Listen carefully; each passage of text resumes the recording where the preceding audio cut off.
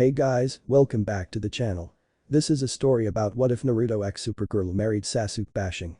Before I start, please support for more amazing content and do consider subscribing to my channel and share this video with your friends. This is written by 7 Swords Kliq and link in description and support writer. Let's start the video. Prologue. Lightning strikes the ocean. Think. Think. Think. Blue eyes darted back and forth across a war-torn battlefield. Bodies lay scattered across the land where once lush green grass had been scorched to charcoal black and stained with the blood of thousands. The stench of death permeated in the air, a smell so horrendous that it could overtake one's senses entirely. The forests of graceful trees that had stood so proudly for centuries were now reduced to nothing more than stumps, splinters of wood and smoke. A thriving ecosystem destroyed with a snap. In the center of this carnage stood and fought 2 beings. One was a young blonde man with piercing blue eyes. His facial features were marred with 6 whisker-like marks, 3 on either cheek. He wore mesh armor underneath an orange and black jacket, orange pants, a long black headband with a metal forehead protector that held the insignia for the village hidden in the leaves, black sandals, and around his neck was a black necklace with a blue crystal gem. The second was a pale-skinned woman with delicate facial features with extremely long, sweeping white hair. She had white clear eyes and eyebrows that were cut very short and was rounded. Her lips were decorated with a red shade of lipstick.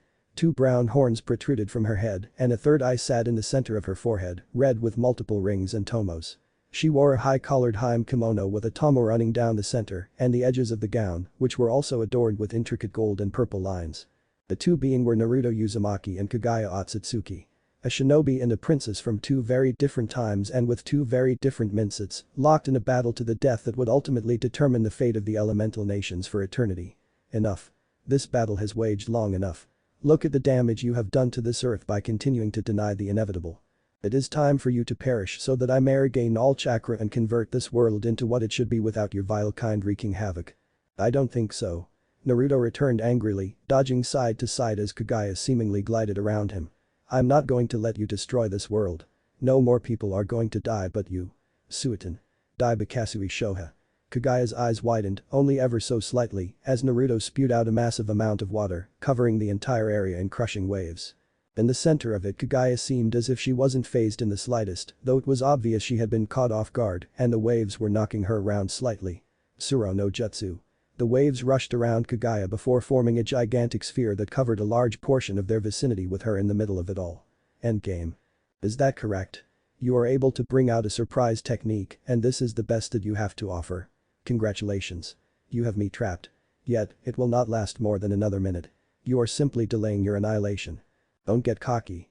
Besides, I don't even need an entire minute. Naruto shot back as he lifted his hand high into the air, dark clouds forming overhead as a snarl set in over his features. This is for Sasuke. Now vanish with the roar of thunder. Kirin. What? Kagaya's head snapped to the skies as a large dragon-like creature was created with a loud burst of thunder before shooting directly for her location. The fire users the lightning struck the water prison, the water rising up around the force from the skies as bolts shot out from the focus of the assault. As it began dying down and the water began flooding off into the surrounding area, Naruto grabbed an injured shoulder and huffed from the exertion. Water and lightning combo. Powerful enough to fry. Vermin. Naruto's eyes widened as Kagaya shot from the dispersing waves, her fist piercing through his chest. Visibly injured and enraged by the attack, Kagaya twisted her fist roughly. I will not be denied my birthright. Naruto's blue eyes drifted down to the arm now protruding from his chest cavity with an open mouth before a smirk fell over his lips. Think again. He shot back before his body dispersed into liquid. The clone. Rasengan. Kagaya whirled around to find another blonde hurtling at her through the air, a spiraling ball of chakra held in the palm of his right hand which was pulled back behind him. Throwing his arm forward, Kagaya could see the wind whipping around the attack as it came closer and closer to her at breakneck speeds. With widened eyes realizing defeat, her body acted on instinct, he hand moving through the air and creating a square black portal in front of her just seconds before Naruto reached her. Unable to stop himself, the blonde disappeared into the inky black abyss which shut closed behind him. Kagaya continued to stare at the space where he had been with wide eyes, her body and mind injured from Naruto's last effort assault. Finally her features shifted to one of unbridled rage. You were a worthy adversary, Uzumaki Naruto, good riddance. Earth 38. Naruto's blue eyes snapped open to see hovering clouds above him. Only vaguely aware of a large set of hands on his chest and water continuously crashing over his legs in waves, he shot upwards into a sitting position with a gasp. Where am I? The question echoed in his mind as his head snapped from side to side trying to discern his location. Easy. Don't overdo it. You were in the water passed out. Do you know how worried I was? Naruto's head snapped to the side to the person who had spoken to him and, who he now realized, had been giving him chest compressions. Likely on a hunch that he had been drowning though he found himself unhindered by any ingestion of water. It was a man, likely in his early 30s, with medium-length blondish brown hair tamed backwards, brown eyes and something of a trimmed beard. He wore a maroon-red shirt, long-sleeve white shirt, a green jacket, blue jeans and white tennis shoes. "Where am I?" he questioned quickly, bringing him to a crushing realizations. His voice was extremely high, like a child's. The man crouched down near him was far bigger than him, but he was also obviously of an average size. Finally, the words that Naruto spoke seemed foreign to him. It didn't sound or feel like his language at all, and yet it rolled off of his tongue all the same. "What? Did you hit your head, Nathan?" Naruto squinted his eyes harshly at the question. "Nathan? Who's the blonde's blue eyes widened considerably as an onslaught of memories slowly trickled into his mind. His name was Nathaniel Curry, or just Nathan for short. At least it was the name that the man in front of him, Tom Curry, had given him after finding him washed up on his lighthouse island when he was 5 and adopting that. Before that he had been with his birth parents. He was so young then that his memories of and with them were muddled. He didn't remember their names or what they called him, and their faces were extremely blurry in his mind. All he could remember was that his parents were from 2 different worlds. His mother came from the seas and his father from the skies. How can that be? I was just fighting with Kaguya. Kaguya. She's going to destroy the world. I don't understand. Naruto was brought back to reality by his adoptive father, Tom, snapping his fingers in front of the boy's face. "Nathan.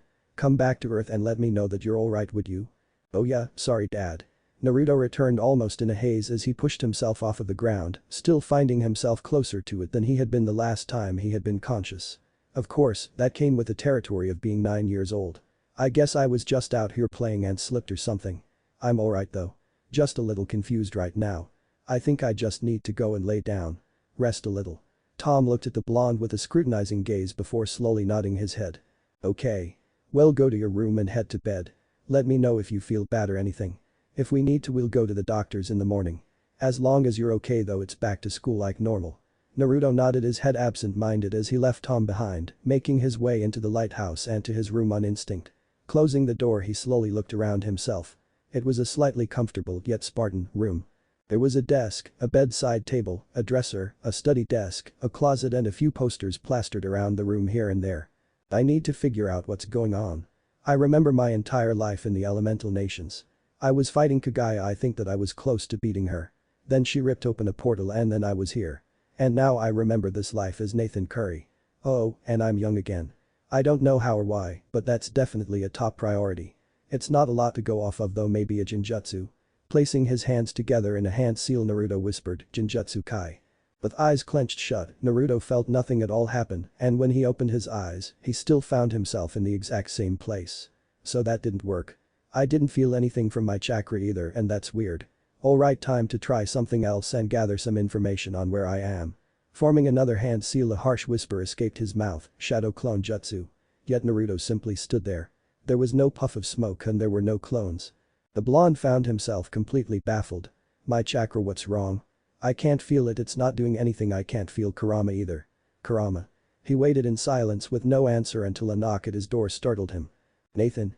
Recognizing Tom's voice, Naruto turned around and slowly opened the door. The man peered down at him with a kind smile as he outstretched his hand. "Hey champ. Found your necklace out there right by where you were. It's been with you since I found you, and I figured you'd start driving yourself crazy when you realized that it was gone." Opening his hand, he revealed the necklace. To Naruto it seemed to be the Shadame's necklace that Tsunade had gifted him. It had the black leather necklace itself, complete with a blue gem crystal and the silver attachments on either side of it. He reached out slowly and took the item from Tom. "Thank you." "You're welcome. Good night, Nathan." "Good night."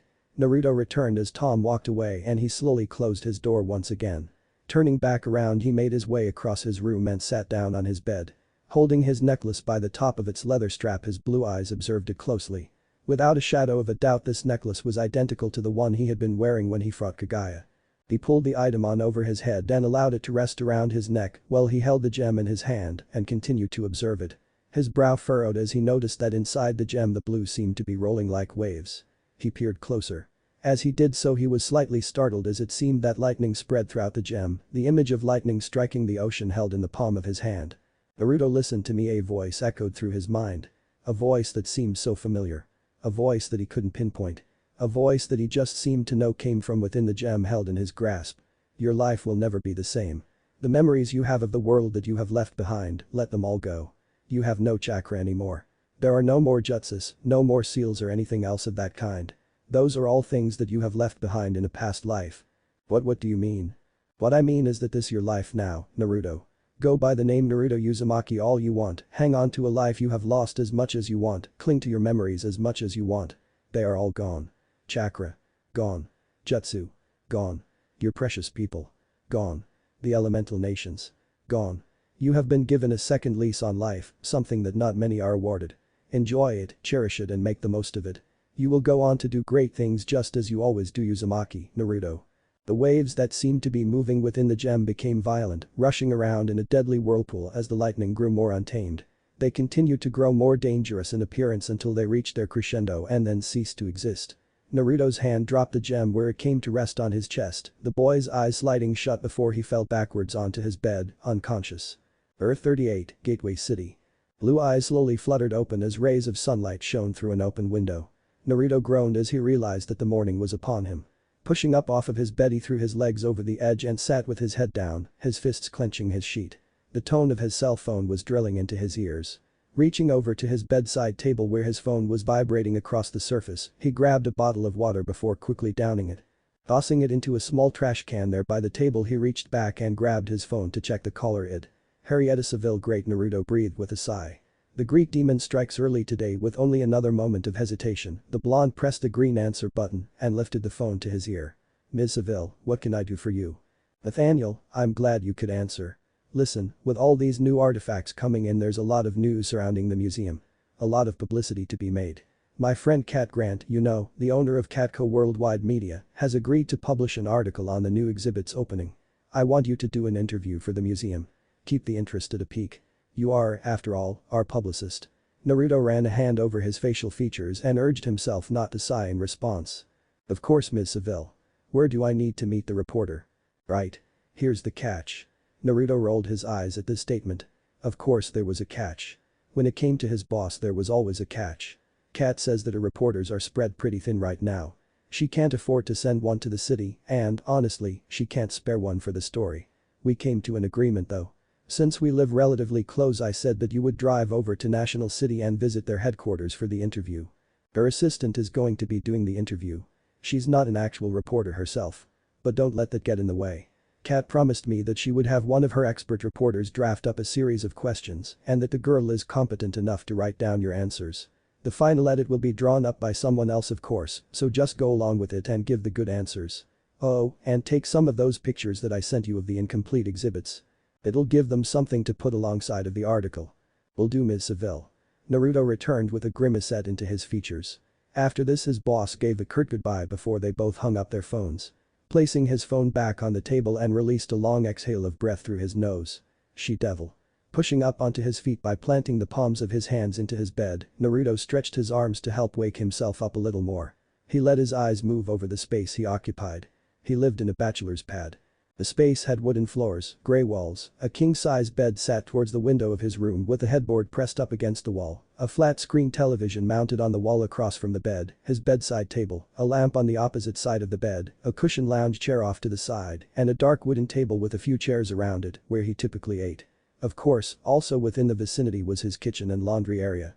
Realizing that he was only really wearing a pair of jogging pants, Naruto moved across the wooden floor with bare feet to his window that he had neglected to close the night prior. Reaching up he grabbed hold of it before closing it quickly, also drawing his brown curtains closed in the process. Rolling his shoulders he then made his way to the bathroom, closing the door behind him and turning on the shower to begin getting ready for his, now long, day. As he went through his morning rituals he allowed his mind to wander, as he always did. My father was a prince. My mother was a queen. Almost sounds like a match, and yet they should have never been. You could almost say that they were from different worlds. But life has a way of bringing people together. That's evident when you come to realize that neither of them are in my life and my adoptive father is a lighthouse keeper. Regardless, they made me what I am. A son of three worlds. But even though I have all these memories, blurred recollections of my father and mother being raised by Tom, I have other memories. Memories of a life that I never lived or a life that I've left behind if that's what you prefer. Memories of growing up to be a soldier, of being a soldier. No, not a soldier. A shinobi. Memories of people that I knew and that I loved. Memories of people I hated. Memories of people that I protected and of those that I killed. But that's all gone. All of those people and everything associated with their world. I wish I could say that it doesn't bother me, but it does. I miss those people. I miss that life. I hold all of it very close to my heart and refuse to let it go. Just as I refuse to let go of who I was. Naruto Uzumaki. Still in the here and now, my name is Nathaniel Curry. I would say that I had a mundane childhood because I did for the most part. But to outright claim that would be a lie, if not just for the fact I have these memories of my sky father and sea mother. Besides that though, I noticed a lot of things about myself growing up. Again. It really all started when I was in grade school. My entire class had went on a field trip to a local aquarium and I'd started to get bullied. Of course the teacher had paid enough attention to get some kid from banging his fists on the glass, but not the 3 punks from banging my head on it. At the time I couldn't really do anything. They were bigger and even though I had memories of being a shinobi, this body was not that body. The bullies stopped when a shark began banging on the glass. I guess it's important to note that I had known for some time that I could talk to sea life. They could understand me and I could understand them.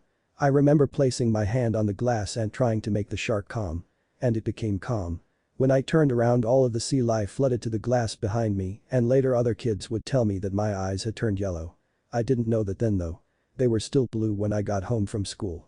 After that it was a continuous string of discovering myself feeling a connection to the thunder and lightning when it stormed.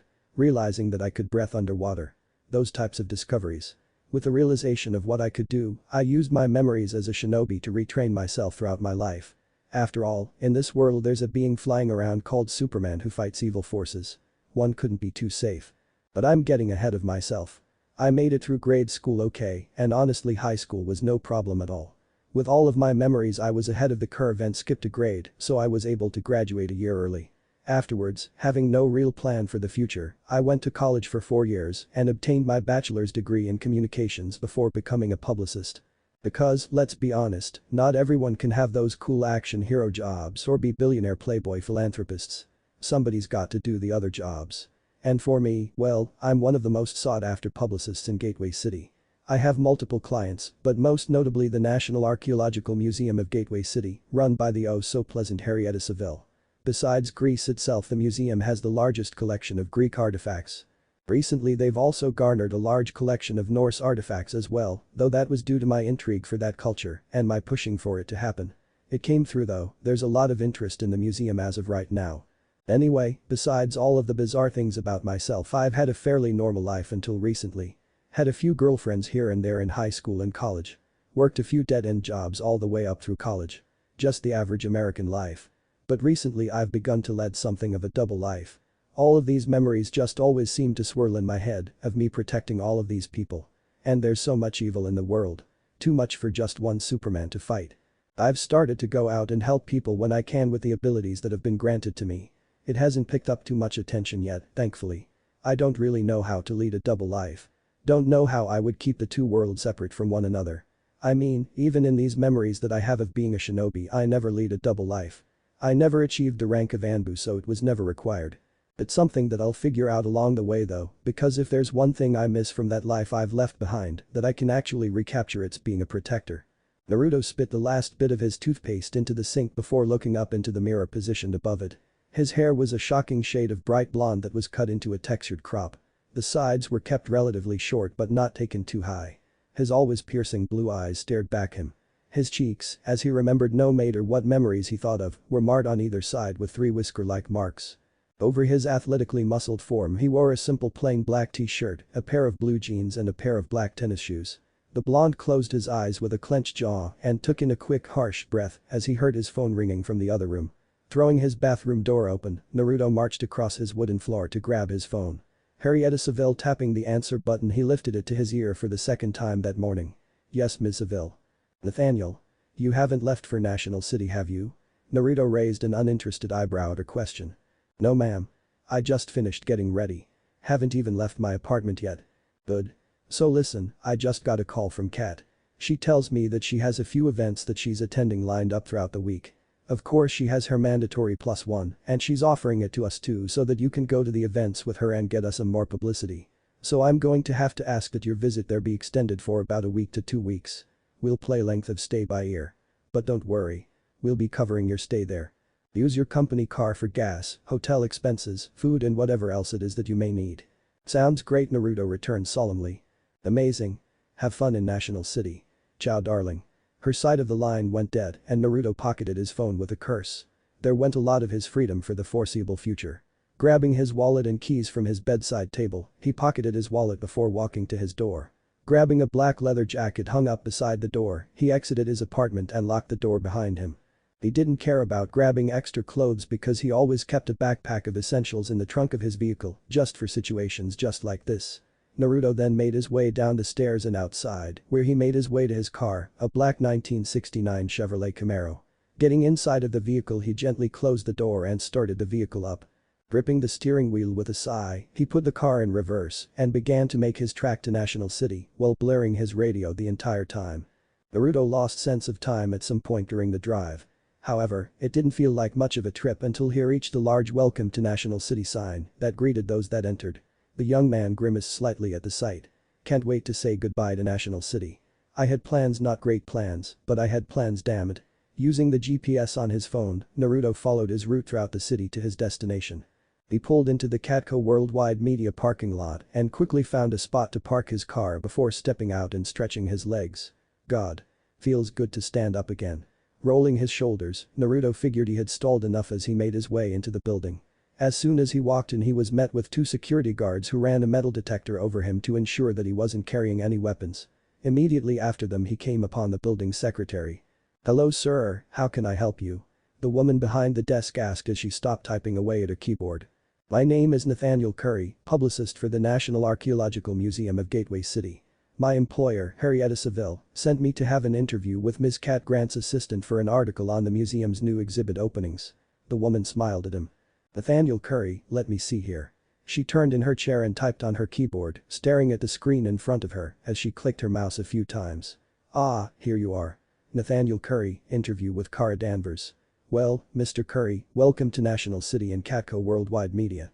Just go into that elevator over there and head right up." Naruto flashed the secretary a smile and nodded before turning around and frowning. Heading to the elevator, he pressed the up button and waited for it to arrive before stepping inside and pressing the button. The secretary threw him a thumbs up and a smile, causing him to smile in return. However, as soon as the doors had completely slid shut, he frowned once again. "Welcome to National City." He spoke to the metal doors in front of him. "Sometimes I hate this job, or it's just Harrietta. Either one at this point really." With a ding, the elevator halted and the doors slid open, allowing Naruto to step out into the new office layout before him. His blue eyes glanced around, looking for anyone willing to help him find this Kara Danvers so that he could get this interview over with and get out of this building. Everyone in the room seemed dead set on being enraptured with their work though. "Great. Could have described her for me, Seville. Would have been helpful. Hey. Haven't seen you around here before." Naruto glanced over to find a man approaching him. One could tell that he had shaven some time not that long ago, but was showing the early signs of a 5 o'clock shadow. He had around medium brown hair that was tamed upwards, likely with some sort of hair product. His eyes were also green. He wore some sort of plaid-like long-sleeve button-up shirt with a red tie wrapped around his neck. His pants were a pair of dark khaki held up by an equally dark leather belt. The outfit was completed with a pair of brown leather dress shoes. "New hire?" "No. Publicist. Here for an interview." Naruto returned evenly as he offered his hand. "Nathaniel Curry." "Oh." The other man responded, dragging the noise out slightly as he himself reached forward to shake the blonde's offered appendage. "That makes sense. I mean, I just figured I would know if there was someone new coming onto the team. Win shot, by the way." Naruto nodded in acknowledgement as he released Win's hand and scanned the room with his eyes once again. "So, who are you looking? You know, who's interviewing you? Franklin? Nia? Mackenzie?" "None of the above." The whisker-marked man returned as he crossed his arms over his chest and swiveled his head to stare at the Katko Worldwide Media employee. "Your boss, Cat Grant, says that they're all extremely busy right now. So I had to drive here from Gateway City to have an interview with her assistant instead. Kara Danvers, I think the secretary said her name was." Win's eyebrows rose at the statement, seemingly caught off guard. Clearing his throat and straightening his tie, he stared into Naruto's eyes. "Kara? That's Cat Grant's assistant, right?" "Well, yeah. Then that's who I'm looking for. Any idea where she might be? Win scratched the side of his head, his eyes moving away from the blonde in front of him. Naruto felt that he was somewhat uneasy about the subject of Kara, but he didn't know why. He wouldn't bother to ask either. He was just trying to do what his boss had told him to do, then leave. Yeah. You actually just missed her. And Ms. Grant. She went into Ms. Grant's office and then headed for the new art director's office. Probably to pick up layouts. Right. And where is the new art director's office? Not an employee, remember? Oh. Yeah, sorry. It's right over there. Win pointed over at a set of glass doors and Naruto nodded before walking in that direction. It was nice to meet you, Nathaniel. Good luck with that interview. Nice to meet you too. The publicist returned absent-minded. Sometimes he got tired of the continuous revolving door of people he met. Everywhere he was sent it was all business and for the most part he felt as though all the pleasantries were always forced. Reaching the glass double doors. One of the doors was already somewhat ajar from the last person that entered. Sticking his upper body inside he found two people. One was a blonde-haired, blue-eyed woman. Her hair was pulled back into a ponytail and her face was adorned with a pair of black-rimmed glasses. She wore a white button-up shirt of some sort over which she had a grayish sweater, an almost skin-tone colored watch, a red skirt and a pair of brown slip-on shoes. The other was a dark-skinned man with a shaved head and black eyes. The man wore a light blue, long-sleeve, button-up shirt, a gray tie, black pants, red belt, a black watch and brown dress shoes. Anyway, ever tell you you look a little like him right here? The man asked as he motioned to her face, causing a shocked expression to come over the woman's face as she seemed to struggle to find her words.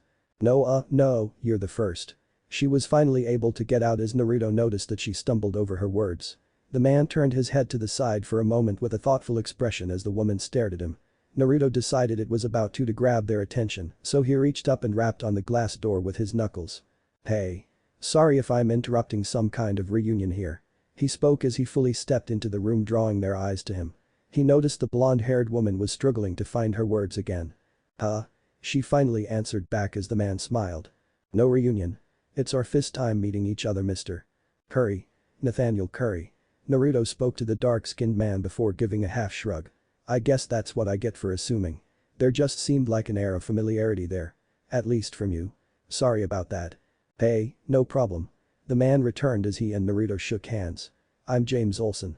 What can I help you with? James Olsen from the Daily Planet. Naruto spoke after a moment of thought. You're the photographer that gets most of the shots of Superman. Nice work. Unfortunately, I'm not exactly here on business with you. I've been looking for Ms. Danvers because I have an interview on behalf of the National Archaeological Museum of Gateway City. James glanced over to the blonde whose face had scrunched together every so slightly in concentration before realization washed over her features. Mr. Curry. I'm so sorry. I forgot that I was supposed to do that. It's no issue. Naruto attempted to calm the stress that seemed to be reverberating from the woman, who he could now positively identify as Kara Danvers.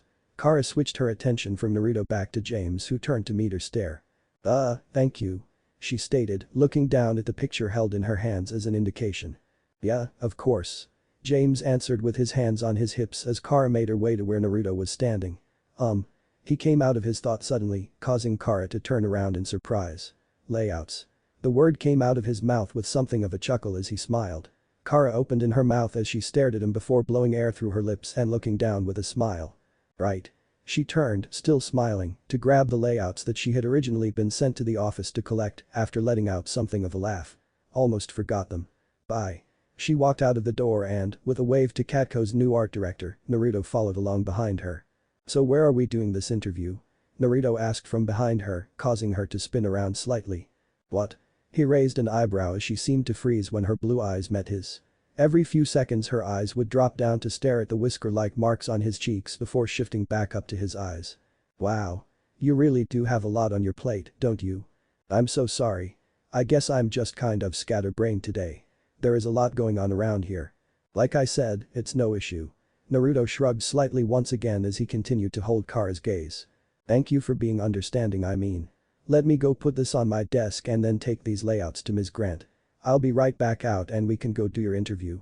Sounds great. His blue eyes watched her turn around and rush away to her destination.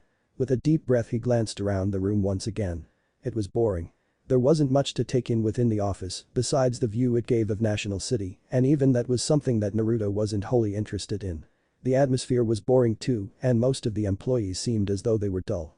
The only real uplifting experiences so far had been Win, who Naruto could tell held more personality beneath what he had put out, despite the usual forced pleasantries, James, who carried an air of confidence around himself that was admirable, and Kara who felt different.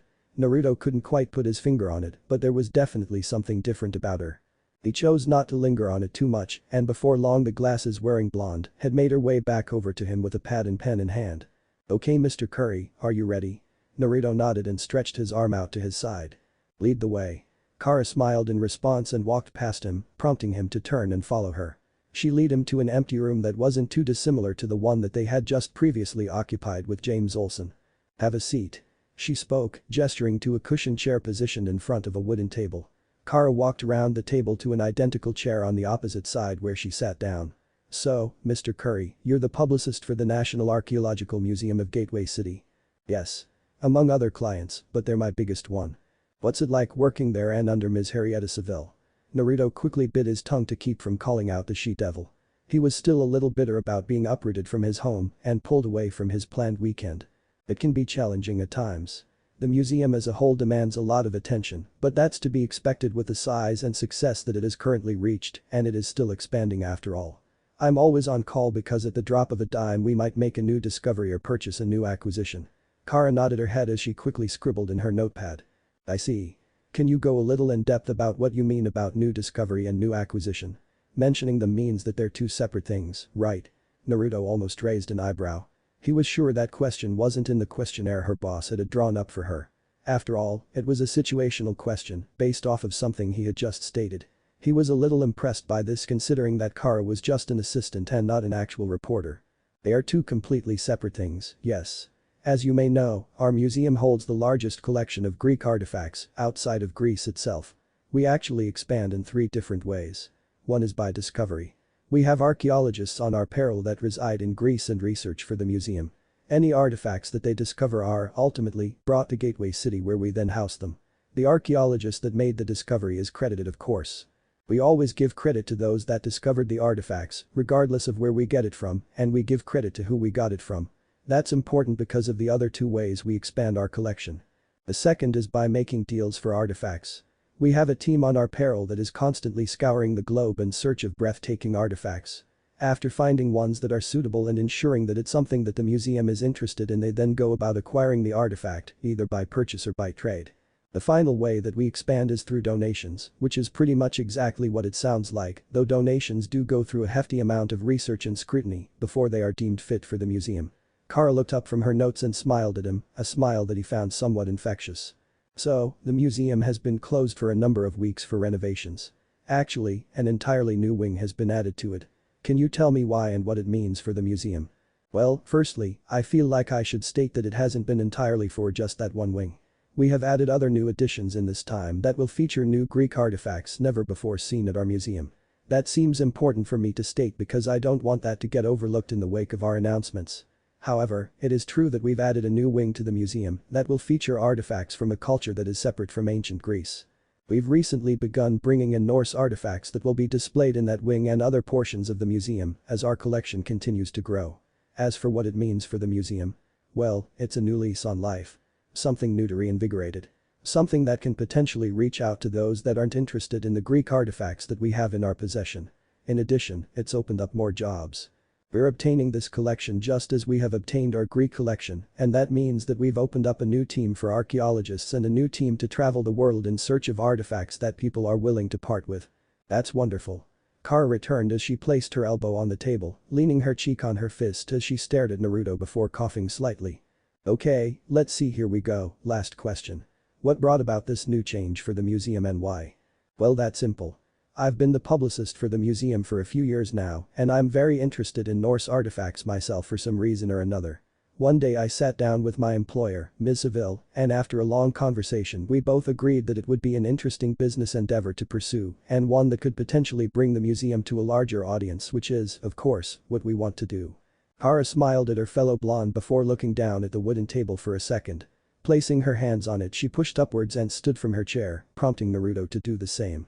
With her smile still in place, she reached across the table to shake the whisker-marked man's hand. "Thank you for your time, Mr. Curry. It was so nice to meet you. I hope that you have a safe trip back to Gateway City. The interview's over." You can just call me Nathan. And I won't be heading back to Gateway City. At least not for a while. My boss says that your boss has some events lined up that she wants me attend to continue promoting our new exhibits. So I'm stuck here in National City anywhere from 1 to 2 weeks. Kara made an apologetic face at the man's words. Yeah. Ms. Grant has been canceling a lot of her appointments and events lately, so you might not be getting to see a lot of promotion action. Naruto sighed as he ran a hand through his hair. Great. So weekend plans cancelled for an unplanned trip to National City. Seville strikes again. Kara looked down for a moment, the corners of her lips turning upwards. It sounded like his boss likely had a similar attitude to her own. But that means that I might see you again. Your, museum sounds really interesting is all. Naruto raised an eyebrow at the blonde woman before allowing a half smile to pass over his lips. Yeah. Maybe. Who knows? National City is a big place. He returned. Have a good day, Ms. Danvers. Naruto turned and made his way to the door. You can call me Kara. She spoke suddenly as he opened the door. And you too. She added as he disappeared into the office to make his way out of the building. After leaving Katko, Naruto had no real destination in mind. At some point he stopped at one of the high-end hotels and booked a room, dropping off most of his stuff. Directly afterwards he had left though. He didn't feel like just sitting in a hotel room waiting on a call for a publicity event that probably wasn't even going to come at this point. Mostly he just found himself driving around the city, listening to music and taking in the sights. As day turned to night, at some point Naruto decided that he would try going to one of the bars that National City housed. Just long enough to take his day's edge off. But as he was driving in the direction that his phone ordered him to go, his brow furrowed as he looked up into the dark skies overhead. What the fuck? The question came out of his mouth, seemingly on instinct as he quickly pulled over to the side of the road before stepping out of his Camaro. With his head tilted upwards he watched as a plane seemed to be descending from the sky at high velocity, fire evident on its wings. Shit. He whispered to himself, his blue eyes darting left and right at everyone around him. Of course they were too enamored with the plane to notice him. He highly doubted they had even paid attention to him getting out of his vehicle. He'd just have to come back for it the next day. Waving his hand over his face, water formed out of the air, creating something of a face mask that obscured his facial features from view. He prepared himself to handle the situation when he noticed that there was a figure tailing the plane in the sky. A human-like figure. Blue eyes narrowed as he watched one of the flaming jet engines fall away from the wing towards the flying figure. Female, he noted. She crossed her arms as it crashed into her and he was surprised as she continued on her track. However, several large fireballs descended to the earth from her collision and Naruto immediately sprang into action. Everyone take cover by the buildings. He shouted, his voice altered and distorted by the water that rippled over his face. Launching himself into the air he made an arch with his arm, his eyes shifting to an intoxicating yellow. A large curved shield of water appeared over the entirety of the road, taking on the fireballs that fell from above. The debris that they hid were encapsulated in spheres of water that slowly drifted down safely to the asphalt before dispersing, leaving the metal in harmless heaps as Naruto landed back on the road, ignoring the cheers of the bystanders. The plane was still making its descent to Earth, and if it continued its trajectory it would cause devastation. Without a second though he pushed off of the ground and flew towards both the plane and the other flying figure. He wasn't able to catch up by the time that she had made contact and began leveling the plane out. However, he had reached his destination as the plane was getting dangerously close to a bridge.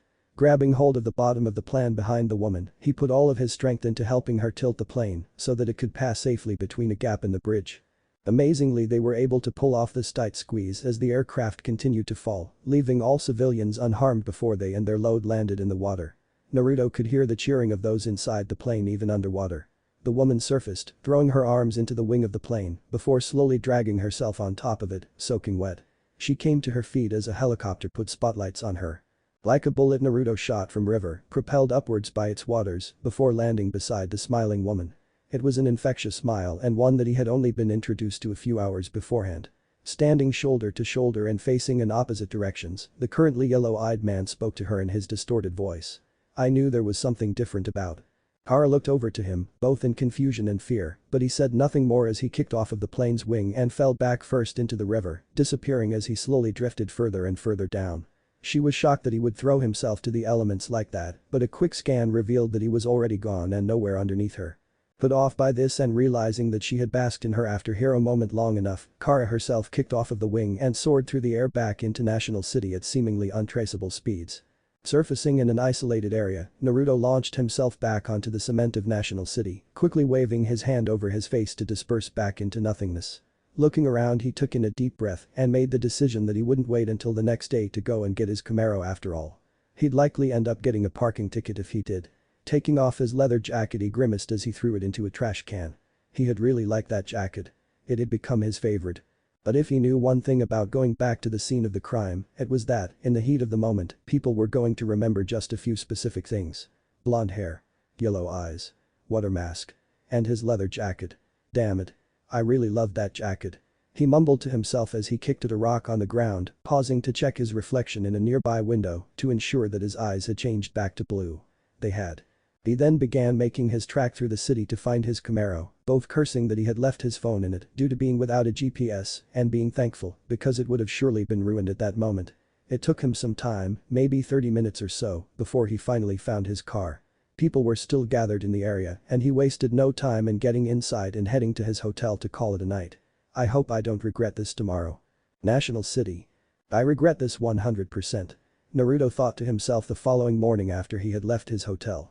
That morning, no matter what channel he turned it to, no matter what else could have been going on in the world, a grainy image of Kara and himself was plastered everywhere and they were all anyone wanted to talk about. He had spent months in Gateway City going unnoticed, but one outing in National City and he was news priority number one.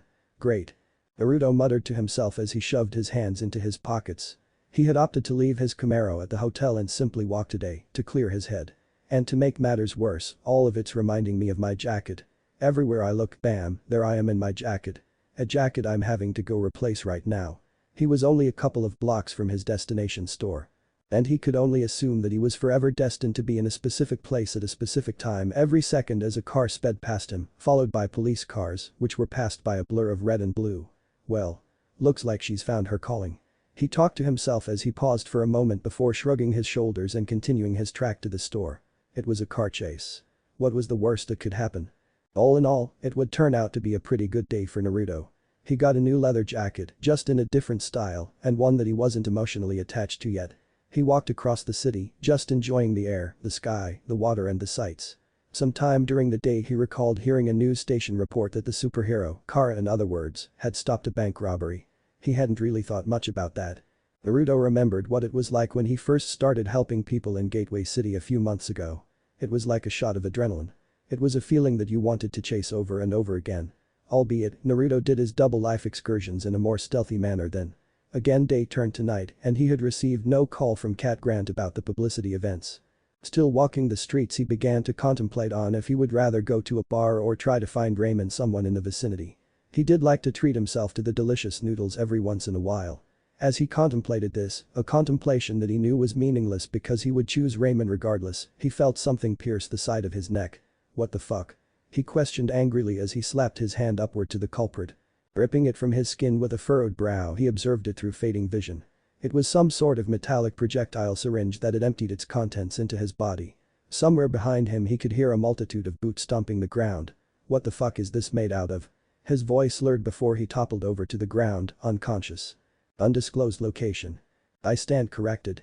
I regret this 300%. These were the words that filtered into Kara's head as she slowly regained consciousness. The last thing she remembered was flying towards a burning building and then it all came back to her as she remembered being shot with projectiles that had left her unconscious.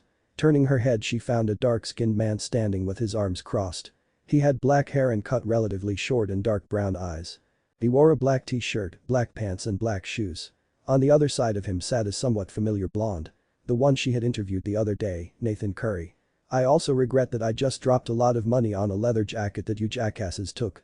Because it can conceal weapons load of shit. The man standing over her seemed to ignore the other blonde, who seemed to be restrained to some sort of table. Realizing this Kara herself tried to move and found herself just as stuck as he seemed to be. Made of low-grade kryptonite. Radioactive mineral from your home planet. It weakens you. The man stated before she could say anything. Great. Bracelets made out of a mineral from another planet and bracelets made out of the teeth of Jormungandr. You've just done your research on everybody, haven't you? Smug bastard. Kara tried to process the words that came out of Naruto's mouth and focus on the situation at hand at the same time. Where am I? Why is Nathan here? Who are you? The Kryptonian panted angrily. Name is Hank Henshaw. And I believe you already know Agent Danvers. The man stated, simply causing Kara's eyes to widen. From her restrained position she could see her sister walking into view. Her adoptive sister, Alex Danvers, had red hair cut to about chin length and hazel eyes. Much like the Hank Henshaw standing over the two blondes, she wore a black shirt, black pants and black shoes. She doesn't need those.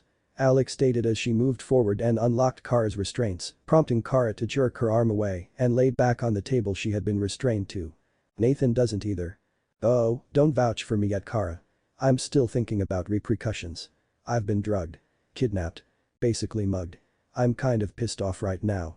Despite Naruto's venting, Alex, on Kara's word, still moved over to him and released his wrists as well. Bite marks on his wrists slowly began to fade away as he stared at the ceiling. My regret levels are rising.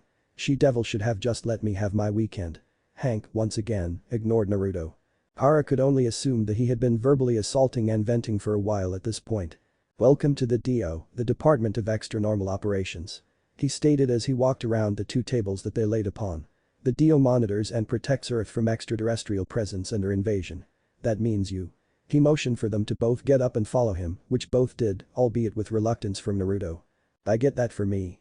Kara stated as they walked behind the dark-skinned man. I came from Krypton. But not Nathan. No. He did not come from Krypton. But that does not make him any less otherworldly. Hank stated simply. We've been tracking him for quite some time and following leads that were left behind even before his birth. His father did not come from this planet.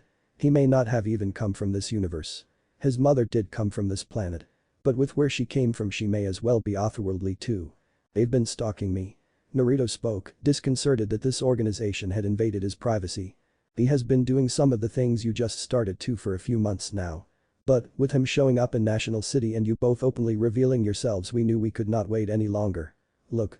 Your ship. Hank stated as they came to a halt in front of a damaged white spacecraft. Naruto had never seen it before, so he could only assume the man meant Kara. We keep it here as a reminder of the day you crashed on Earth. You're the reason for all of this. The blonde-haired Kryptonian seemed baffled by the words. Me? But my cousin was here 24 years before me. Yeah, you can't really pin the blame on her if the problem existed before she got here. Naruto added with a frown. It was his arrival that triggered the need for this organization. We realized we weren't alone in the universe and we might soon be getting more immigrants. Naruto's and Kara's heads both snapped towards the man, obviously offended by his wording due to the situation he currently had them in. Sure enough, you came along. And after you, he came to light. But with you came Fort Roz. Fort Roz? Kara questioned. Krypton's maximum security prison. Banished to the Phantom Zone, same place your ship got stuck. But just like yours, it didn't stay there. We're not sure how your pod got loose. What we do know is this. You pulled Fort Roz with you. When it crashed, the alien convicts, the worst criminals in the galaxy, they all escaped. And you brought them here. Hank shook his head and walked away, Kara following closely and Naruto behind her. These beings, some of them have powers from your darkest nightmares. For over a decade they've stayed hidden, but in the last year many have been emerging. He led them to a large high-tech computer setup that shifted to show the images of multiple creatures. Making themselves known. They're planning something. Alex finally spoke as she came to stand by Kara's side. We're just not sure what it is yet. They're plain. That wasn't an accident, they were trying to kill you. Kara spoke as realization dawned upon her. Currently Naruto felt like he was just along for the roller coaster ride because he didn't really understand a lot of the talk being thrown back and forth between Hank and Kara. I can help you stop them. Theoretically I could too. How? Hank asked as he stared her down. You couldn't even stop us from capturing you. Neither of you could. I'm still learning. Kara returned quickly. I was just minding my own business when your goons shot me up with drugs. Henshaw shook his head at the angry blonde. Our job is keeping people in the dark about alien life on Earth, and nothing says covert operation like a flying woman in a red skirt. Or a flying man in a water mask. That disappears into the water. They know about my cousin, they don't fear him. Plenty of people do, just not popular to admit it. Hank shot back. You want to help. Go back to getting someone's coffee and dragging artifacts across the world. With that he turned around and looked at a paper held in his hands. Kara in turn made an about face and began to storm away, while Naruto simply shrugged and trailed behind. At least this little encounter taught him that he needed to train himself on being more aware of his surroundings. Seeing one of the DO agents holding his jacket, he reached out and snatched it away before pulling it back over his shoulders as Alex tried to talk to Kara. I know you're mad and you're hurt. I wanted to tell you every single day she was cut off as Kara turned sharply to stare at her, obviously emotionally devastated. No, instead, you told me every single day not to be who I really am. You have to listen to me. The redhead pleaded with her adoptive sister. I can't. Kara responded as she walked around the other woman before turning to face her with a sad smile. This just kind of feels like one big coincidence, doesn't it? The split-second smile dropped into an emotionally wrecked visage. You working here, hunting down aliens, me being one? I can't help but think the real reason you were recruited was because of me. Alex stepped forwards, getting closer to being face to face with her sister. They recruited me because my background in bioengineering makes me an expert on alien physiology. And yeah, it helps that I shared a bathroom with one. I'm leaving now. Kara stated matter-of-factly, obviously done with her current situation.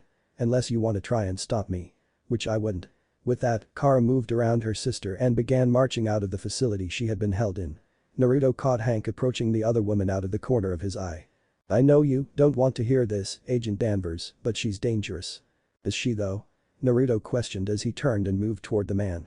Sure, she can do things that you're terrified of. And what do humans do when they're scared of something? They try to control it. To break it down or kill it. But she has a good heart. Otherwise she wouldn't have revealed herself to the world to save a plane that would have crashed and killed an unspecified amount of people. Probably reaching into the hundreds if not thousands with the size of National City. You're so concerned with this image that you've built up in your mind either of an alien-free world or of species that are different than you or just of what you imagine your little organization to be that you don't care about all those lives that we saved. That could have been lost. And that makes you more dangerous than her. Because she has a heart. You don't. You have a goal, and with people like you the ends always justify the means. Naruto turned on his heels and began to leave before whirling around with his finger raised. Oh, and one more thing. Try to tranquilize me again. Ever. I promise you. It will not work. I'm not Kryptonian, but my senses are far above what you humans have. And now that I have the information I need on the people that have been watching me, I won't let you take me down again. That metal you used in the syringe wouldn't have pierced my neck if I hadn't known it was coming. I'll admit, you caught me off guard with the bracers. But you'll be hard-pressed to get them on me again. I'll lay this out for you perfectly clear, Hank Henshaw. Kara and I are off limits to your little alien subduing organization. Don't wage war on the people that are trying to help you. It's going to leave you with less allies and more enemies. Naruto paused to take a deep breath before giving a very uninterested two-finger salute with his right hand. Until next time. Hank watched a man disappear down the hallway before turning his attention back to Alex. And that man is even more dangerous than her, believe it or not. National City. Naruto stepped out of his Camaro, his facial features set into a blank expression. This entire trip to National City was something of a fiasco at this point. A constant roller coaster of varying experiences. Losing his planned weekend for an interview and publicity events that weren't happening at this point, down. Interview with Kara, up. Revealing himself all over the news after months of being incognito living his double life, down. Allowing himself to be captured by his seemingly ever-present stalkers to gain information on them, up. Being surprised that by them having dug far deeper into his lineage than even he had and actually being restrained for a while, down.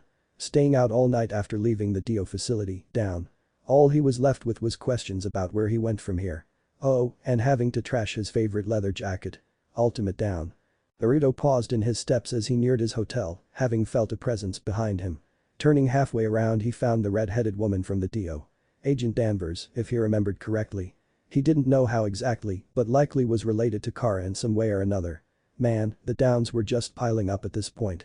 I assume that you're not here to put me under some sort of Dio citizen's arrest. If you were, I figure you would have already attempted to shoot me with another tranquilizer. And failed. I'm here to get your help. Funny. From the interaction we had yesterday, I kind of got the assumption that the Dio didn't want help like me. We approached you in the wrong way. I understand that. But you're a wild card and we have to monitor wild cards. Like Kara? Naruto questioned. He could tell that his retort cut the redhead deeply. Kara's my sister. My adoptive sister. The entire time I've been with the Dio I've believed that the way we go about things is for the best. Now I'm starting to think differently. I'm still not getting why you're here to get my help. Beings like Superman and Kara, you were right. They have hearts and they want to protect people from forces that they can't protect themselves from. They want to save people. And, honestly, there are just some fights where it takes beings like them to win. Beings like you. Naruto raised an eyebrow before motioning for her to continue. Even though I believed that the Dio way was the best way, the reason that I didn't want Kara to reveal herself was because it would put her in danger. And now she is. What do you mean? Fort Raz. Hank explained it to you and Kara. What he didn't say was that all the dangerous beings locked away in it were locked away by Kara's birth mother. And now that they know Kara is out there they're going to want to hurt her because it's the only way they can get revenge on her mother now. It's already started. One of them lured Kara into a fight by using a frequency that can only be heard by those that aren't born of this planet. I didn't hear it. Naruto returned evenly. But you were born of this planet in some regard. Kara answered the call and met the being, Vartox, at the National City Power Plant. It's lined with lead so Kara can't see through it. He ambushed her and Kara lost the fight they had. He cut her arm. And if we hadn't shown up he likely would have been able to choke her to death. He escaped, but the DO is searching for his location as we speak. I'm about to go and talk with Kara. To tell her that this world needs her. That her family believes in her. Like Superman, she was sent here to help us. And in a different way, I think that you were too. I'm not going to be able to keep Kara safe from all of the dangers she's going to face in this new life by myself. Having you there to watch her back would make things easier for me to accept. Naruto stared at the woman and seemed to be pondering her statement. Even if I said yes, I don't live in National City. I didn't plan for any of this to happen. I didn't plan to be here when Kara chose to reveal herself, I didn't plan on revealing myself to the world, and I didn't plan to get dragged into any of this. The only thing that I planned was getting captured by your organization when I realized that you were about to make your move right before you did. The DO agent stared at the blonde with set determination etched all over her features. There are ways that you could help Kara and protect your city. I know there is. It's not that far of a distance either. Listen. Do you not have faith in your sister? I have all the faith in the world in Kara, it's just. Then you don't need my help. Naruto interrupted as he turned and once again began to make his way inside of his hotel. Kara trusts you. The redhead called from behind him. She doesn't even really know me. Naruto returned over his shoulder. And still, the first thing she said when I unrestrained her was to take off your restraints too. The blonde paused. That much was true. They'd barely even interacted with one another though. Still, her personality reminded him of multiple people from memories that were not of this lifetime. People that he had fought time and time again to protect and people who had done the same for him. You have my attention, but only for a few minutes. Tell me your pitch. Outskirts of National City. Night had fallen and Kara soared through the skies at high-octane speeds towards her destination, donned in her heroic attire. After a highly emotional talk with her sister Alex and recorded hologram of her mother taken from the spaceship she crash-landed in, they had traveled to the DO to inform Hank Henshaw that she would be helping from that point on, or they would do it by themselves. Well, Alex had also mentioned among others, but Kara had just assumed that she meant people like Nathan who were super-powered and had noble intentions at heart. Regardless, they had been lucky as the agents in the DO had located Vartox during the conversation based off of the metal that Kara had brought back in her arm. Hank had finally conceded on letting her help, simply telling her to make sure she wins before she had dispatched from the area. She was now en route to intercept the alien being who was on his way to wreak havoc in National City. You have eyes on the target. Hank's voice spoke to her through the earpiece she had been given as she descended from the skies to the asphalt road below, landing in front of a semi-truck traveling at high speeds. I got him. She answered back in a somewhat vengeful voice before putting her shoulder forward. The 18-wheeler slammed into her, causing a large explosion as Vartox was ejected through the windshield of the vehicle and sent skidding across the road, where he came to rest beside his axe-like weapon. Kara turned around and began stalking forward towards him. Vartox pushed himself off of the ground and stared at the blonde in rage as his vehicle exploded once again, sending debris flying around them. You never should have come back for more. He stated with hostility before Kara launched herself through the air at him with her fist extended. Vartox tilted to the side and grabbed her ankle, but the Kryptonian lashed out with a kick to the face in response before landing on the ground. The bald alien was quick to rush her with a roar to which she responded by flying into the air, kneeing him in the face and sending him back down to the cement.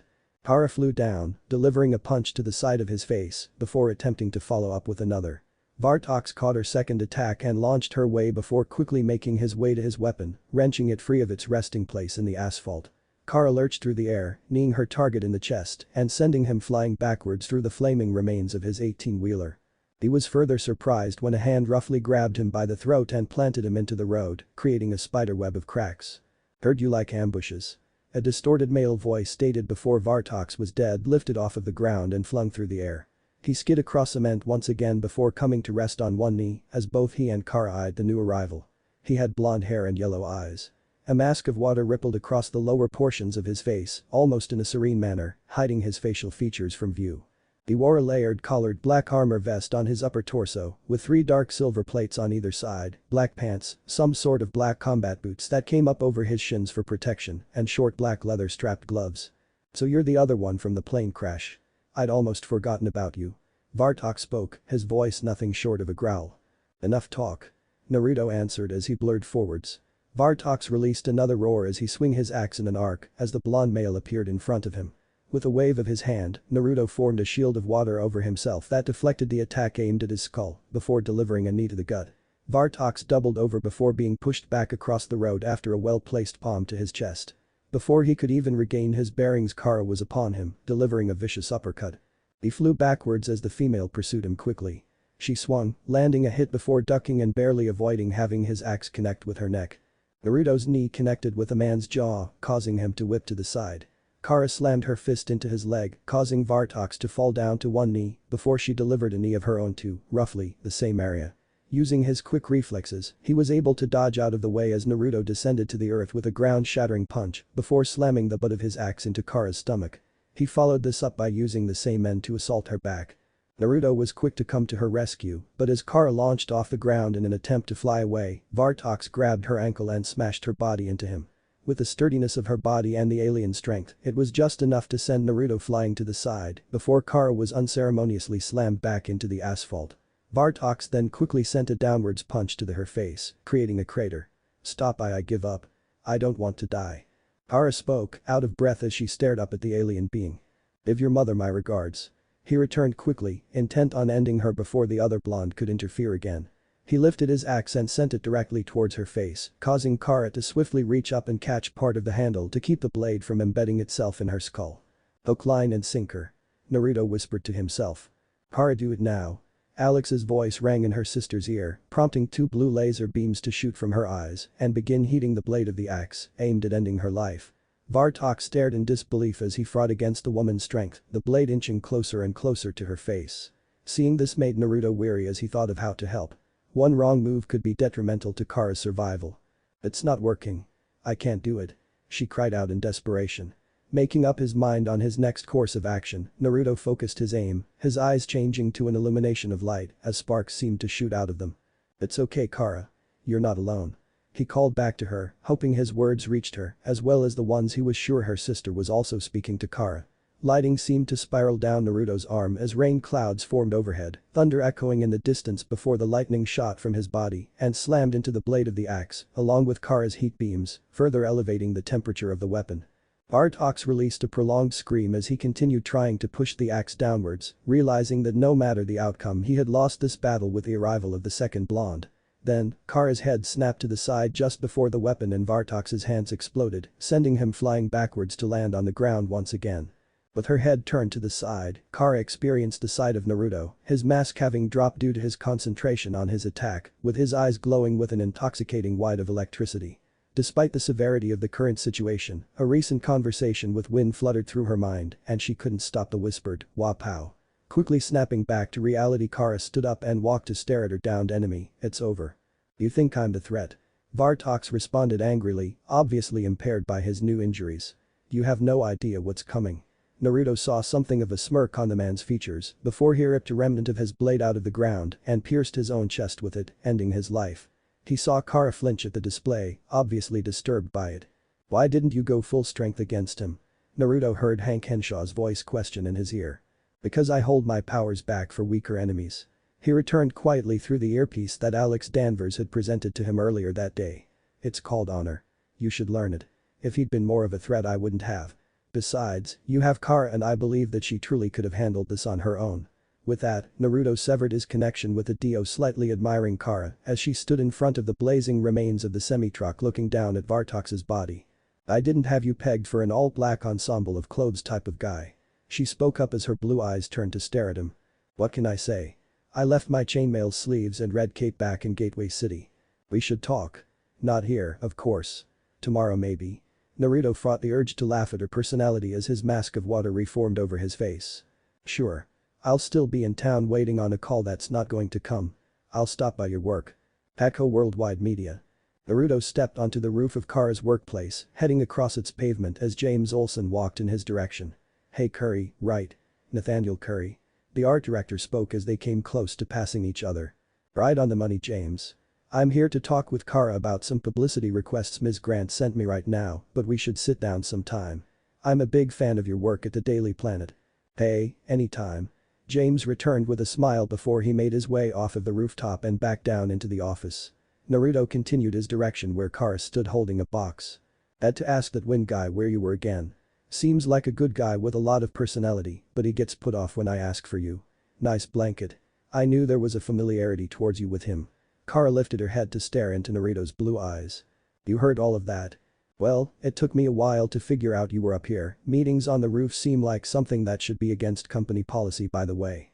This seems really dangerous for normal people. Anyway, when I came up I heard you two talking and didn't want to ruin an emotional moment for you. Now, about what you wanted to talk about. End chapter. Chapter 1. Whirlpool. For what? Last night. You came to help me. And for what you said. That I wasn't alone. Naruto seemed to think about her words for a moment before shaking his head. No thanks needed. I believed in you. You didn't need my help beating him. You did doubt your abilities though, and you just needed someone there with you in that moment. I know what that's like. I also know what it's like to be different. To be looked down upon because you have power that others don't like. To essentially be pushed aside when all you want to do is help, protect to prove yourself and reach your dream. Hara became somewhat enraptured with Naruto as he turned his head to look out over National City, seemingly losing himself in his thoughts. It's important to believe in yourself and what you're capable of, Kara. Even when no one else does. Following your heart, it's never going to be easy. There are always going to be people who doubt you, who discriminate against you for who and what you are, and who just want to see you fail. You'll never win everyone over. But you have to stay true to yourself and what you believe in. Slowly people's opinions of you will change, even if it isn't everyone. You have to keep believing in yourself and pushing forward to reach your dream. Never give up, no matter what. Even if things look bleak and you think you've lost, find something unpredictable to turn the tides. Kara looked down at the red blanket in the box she held before finally closing it. Wow, thank you for the advice. It's kind of exactly what I needed to hear. It seemed very heartfelt. Naruto turned his gaze back to the Kryptonian and gave her a wide smile. Memories, you know. I guess they just tend to pop up. The blonde female nodded in response, looking down as he chuckled.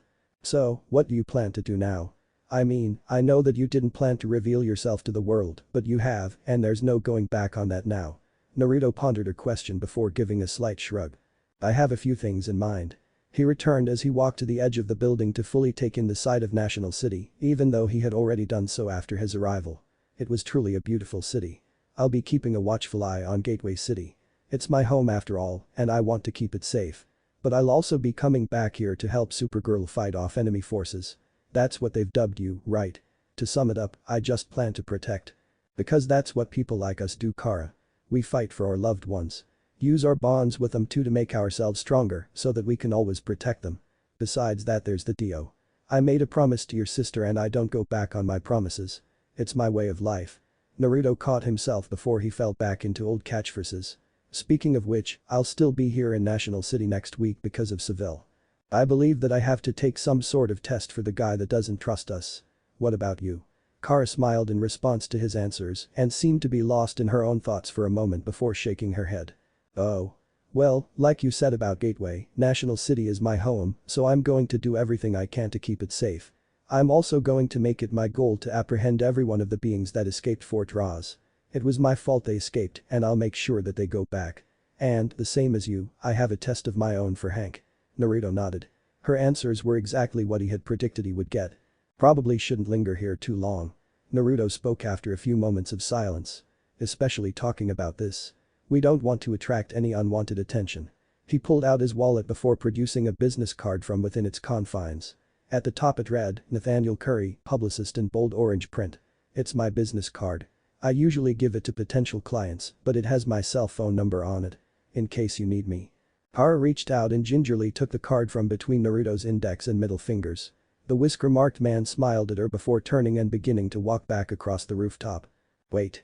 The woman spoke up, causing Naruto to halt momentarily. I know this is sudden, but would you like to go to lunch with me today? Kara's fellow hero looked over his shoulder and offered her a smile. Sorry. I mean, I would love to, but I have a few appointments out and about. I'm looking into some Asian artifacts. Kara's features fell slightly at his answer. Oh. Looking to add more onto your museum already? She did the best she could to hide her disappointment. She had really been looking forward to learning more about him. Something like that. But I should be done before dinner if you'd like to go out and eat with me then. The Kryptonian superhero looked up, smiling as blue eyes stared into blue. That would be great. It should be fun. Naruto nodded with another smile as he pulled his phone out of his pocket, waving it in the air.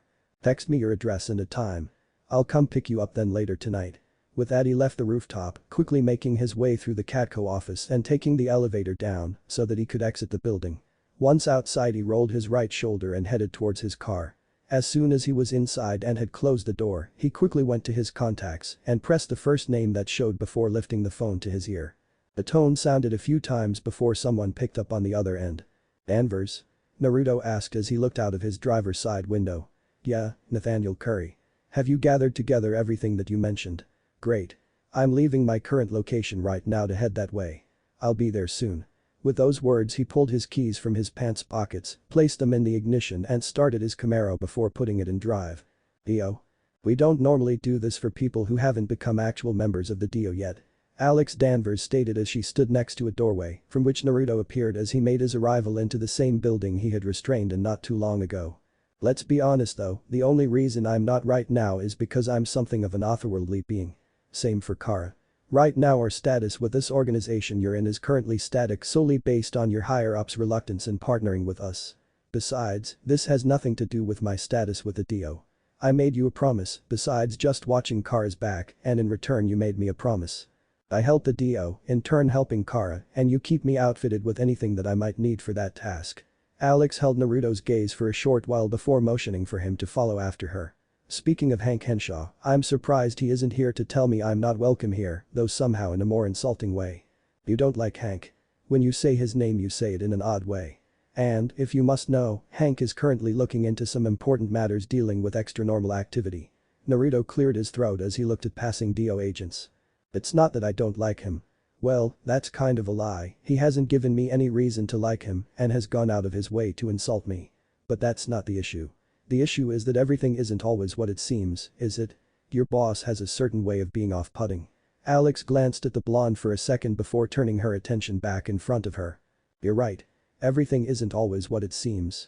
Hank is rough around the edges, I'll give you that. And he has a very particular way about going about things. Despite the presence he might give off though he truly is trying to do the best that he can to help the world. I know that's probably not any real reassurance for you, but it's true. Naruto made a humming noise as he let that specific conversation piece drop, their footsteps becoming the only sound as they navigated what began to feel like a maze of hallways towards their destination. Does your sister like Raymond? He asked, absent-minded as he began to grow tired of the long walk. The question caused Alex to come to a stop and spin herself around to face the superhuman man that had been following behind her. What did you say? Naruto's brow furrowed slightly in slight confusion as he also halted before giving a half shrug.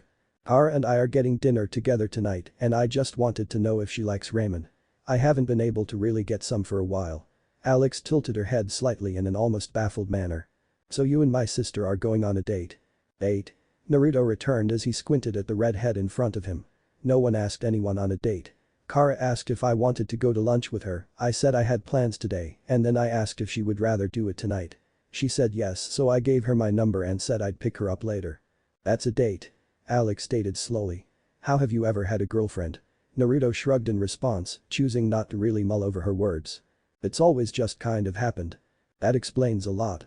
The Dio agent muttered as she turned around and began walking once again, Naruto quickly falling into step behind her. But to answer your question, I don't know. We've never got together and said, hey, let's go get some ramen. Naruto pondered the answer as he kept pace with the redhead. Follow-up question. Do you know any restaurants that make ramen? Just use a GPS to find one. I tried that, but it only gave me suggestions of soup places and didn't specify if they actually sell ramen or not. Okay, better question then. What does Kara like to eat? Alex shook her head but kept her eyes in front of her, not bothering to look at the whisker-marked hero. I can't believe that I'm helping you come up with a place to take my sister out on a date to. Or that I'm going to be helping her find an outfit later. She likes pizza. Sticky buns from the Noonan's restaurant. Oh, and pot stickers. Naruto glanced to the ceiling and thought before his eyes seemingly lit up. Pot stickers? Perfect. That's just Jowsy, so I'll just find an Asian restaurant. She gets pot stickers and I get my sweet ramen. Great solution. The female spoke with a flat tone as she finally came to a halt in front of a set of thick metallic doors. Reaching up she placed her palm on a handprint scanner. A red light shone brightly beneath her appendage for a few seconds before there was a swift beeping noise. The metal doors jolted violently before snapping open to allow Alex and Naruto inside the room they had kept locked away. Alright, here we are. She walked towards a metal table where an assortment of weapons were scattered about. Where did you get them? Naruto asked, his demeanor changing ever so slightly. I mean, I assume that the Dio don't normally have these manufactured and distributed to their normal agents, and I don't think that your boss likes me enough to have them commissioned for me. Alex nodded as she pulled out a Dio tablet, signing in and pressing the screen a few times before placing it on the table alongside the weapons to allow the blonde to look at it. The Dio were tracking one of the beings that escaped from Fort Raz. Long story short, they had stumbled across some sort of secret organization. Assassins. Our agents killed a number of people in a face-off to eliminate the threat of the escapee, but he still escaped.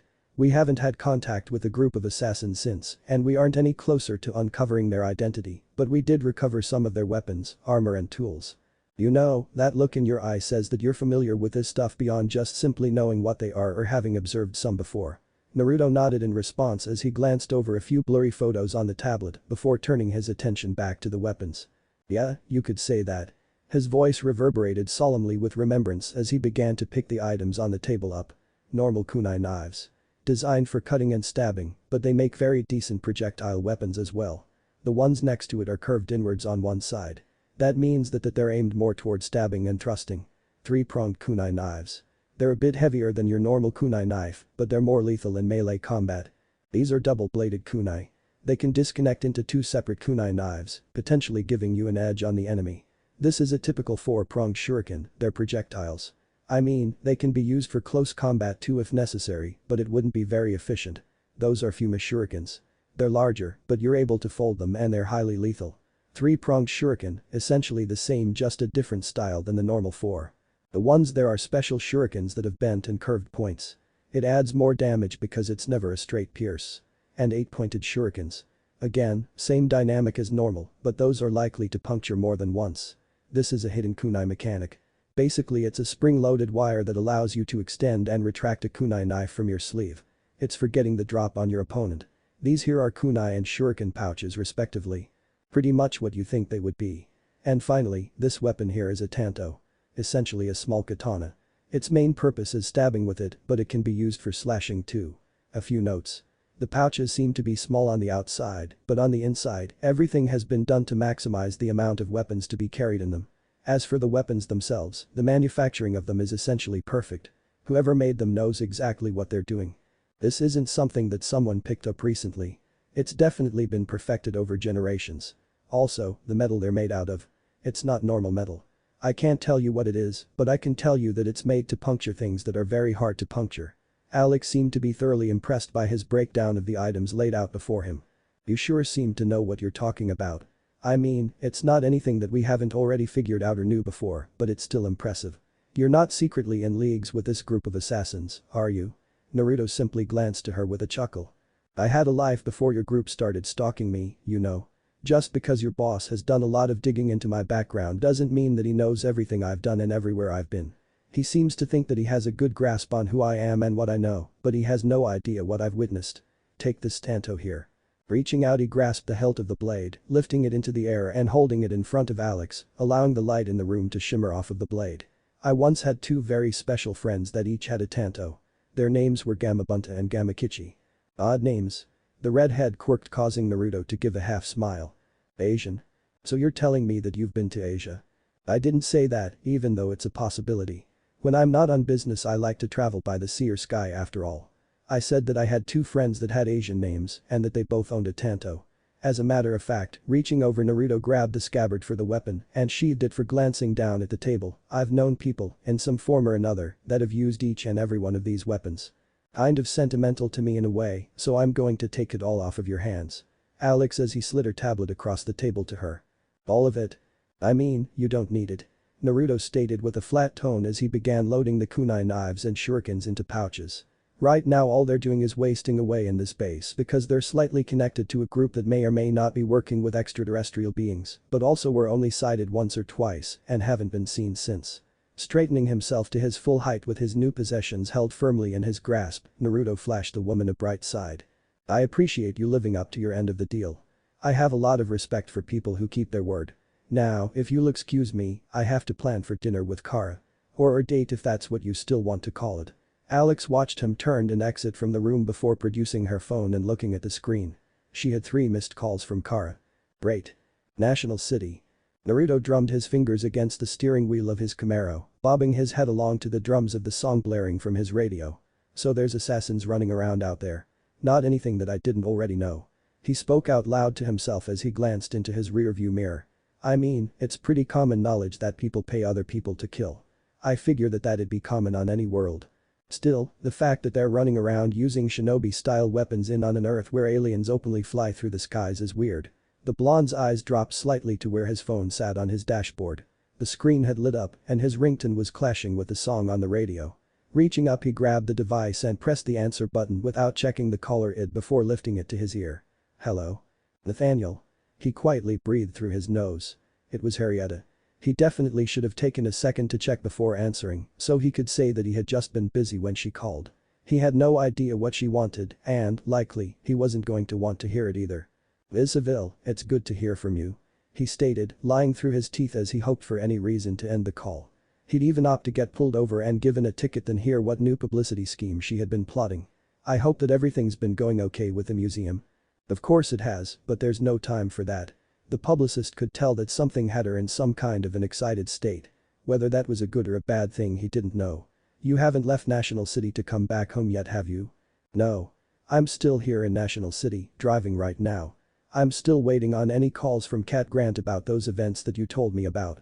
Haven't heard a word yet, but I did have that interview with her assistant, so that's a positive. Yes, that's all well and good, Nathaniel, but that's not what I'm calling you about. Have you been watching the news to keep up on Gateway City? He raised an eyebrow at the question, slightly confused about where she was going with this. Can't say that I have been.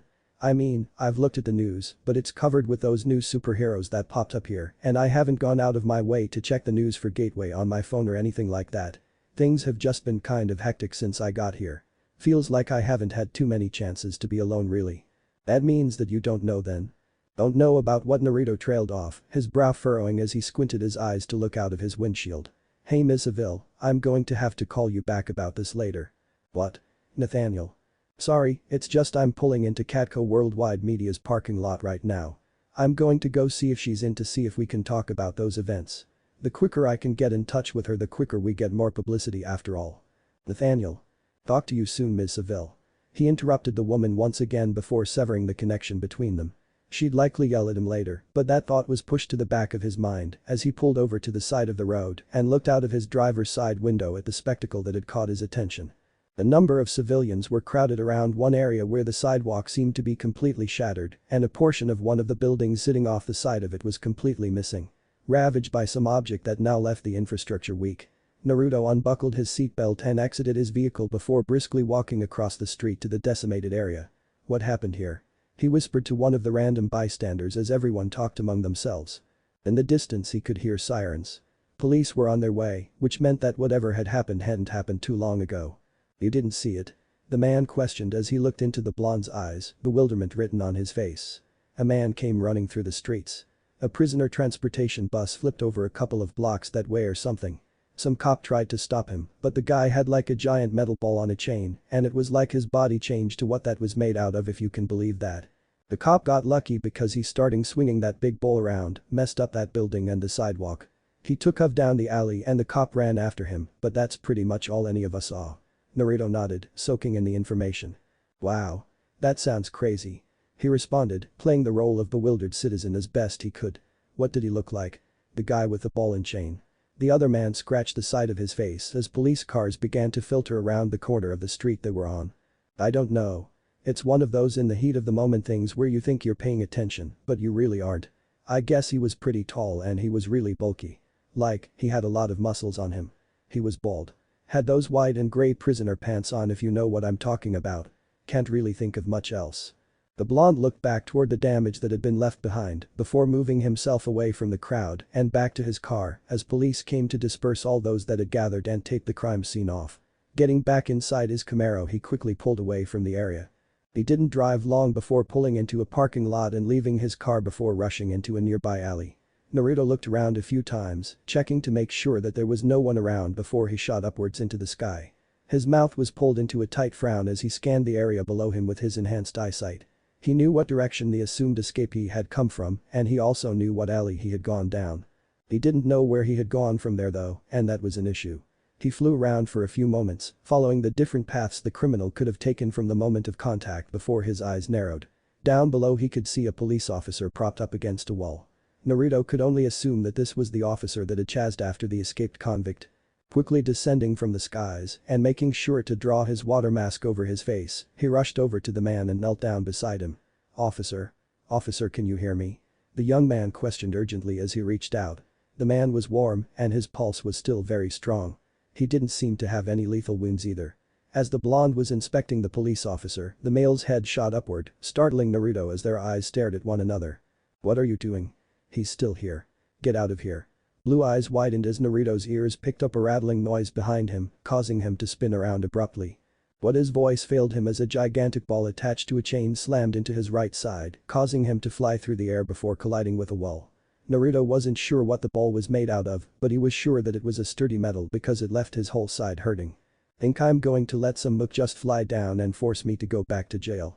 A male's voice questioned angrily as his figure emerged from the shadows. The description that bystander had given Naruto matched, but he felt the size of the man had been understated. This escapee was huge by anyone's standards. "Not happening. I don't belong there." "I'm sure that whatever you did definitely means you belong there." The superhero shot back as he pushed off of the wall, leaving an indent and causing his target's eyes to narrow. "I suggest that you go ahead and turn a blind eye, water boy.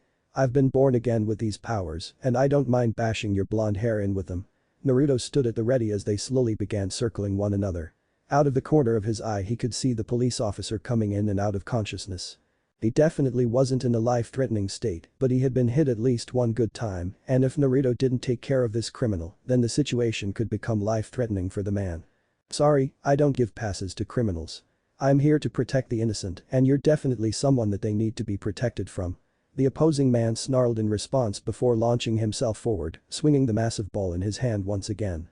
Naruto quickly dodged to the side, allowing the ball to barely miss him. He struck out with his elbow aimed at the side of the man's exposed chest. However, he didn't plan on the man's body turning into the same material as the weapon in his hands. The criminal slid across the ground from the impact but remained upright as Naruto's elbow bounced off of him. The chain holder's now metallic hand roughly wrapped around Naruto's throat, slamming him back into the same wall he had hit before. The blonde grit his throat before thrusting his hand forward. Water formed from the air in the visage of a dragon that collided with the metal man, forcing him away from the blonde and slightly down the alley they were battling in. When the water dragon died away, the now metal prisoner still stood on his feet with his arms crossed over his chest, forming the letter X. Right, new plan. Naruto rushed forward, dodging away from the anticipated ball that was swung his way, before launching himself into the air. His foot planted itself into the other man's chest before he kicked off into a backflip.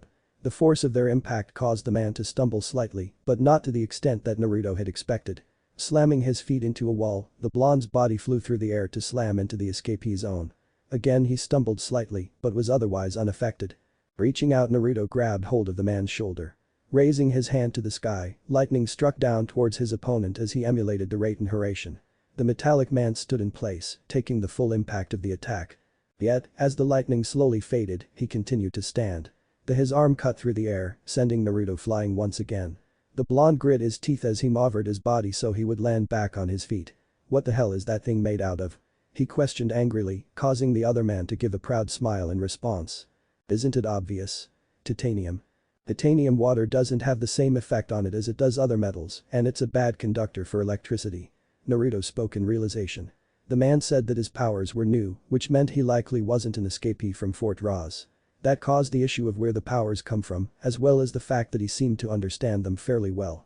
That meant that he had been practicing them before his escape. Well, look who knows a little bit about their elements. Too bad that's not going to help you now." Naruto ground his teeth, moving swiftly as the ball swung a little too close to his head for comfort. Striking upwards with his leg caused the titanium prisoner to slide slightly. Thrusting his elbow upwards caused the man's head to snap backwards.